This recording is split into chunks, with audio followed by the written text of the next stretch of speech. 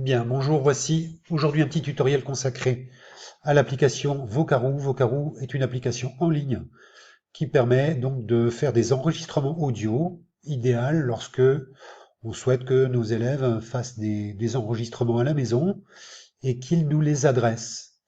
Donc pour utiliser cette appli, il faut un ordinateur avec un micro et évidemment une connexion Internet. Si on n'a pas de micro sur son ordi, ce qui arrive, on peut très bien utiliser le smartphone. Donc on se connecte grâce à la connexion Wi-Fi de la maison et on se connecte sur l'application et là, avec le micro du smartphone, on pourra réaliser les productions attendues.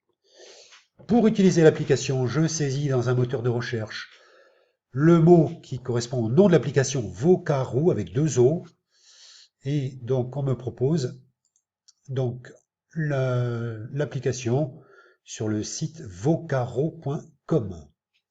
Donc l'application se réduit à sa plus simple expression.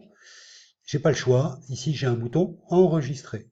Si je clique sur enregistrer, on me demande voulez-vous utiliser le microphone? Donc je précise que oui. Voilà. Et là, on voit que instantanément, ma production démarre. Il y a un petit compteur là qui permet de connaître la durée de son enregistrement. À côté, j'ai un bouton pause. Si je clique sur pause, vous voyez que là, je suspends l'enregistrement. Et si je reclique sur pause, je relance mon enregistrement. Donc, vous voyez que ça peut se faire en plusieurs étapes. Lorsque l'enregistrement est terminé, là, cette fois, je clique sur le bouton enregistrer.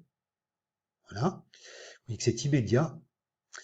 Et là, on me propose, j'ai un bouton qui s'appelle Save and Share. Donc, je peux décider d'enregistrer mon fichier. Donc là, ce serait le bouton Download, si je veux enregistrer le fichier sur mon ordinateur.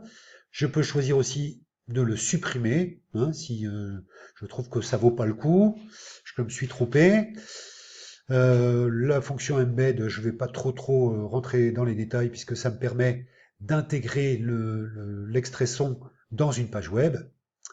Et j'ai également la possibilité d'obtenir le QR code de mon enregistrement, si je veux le confier à quelqu'un avec mon smartphone par exemple.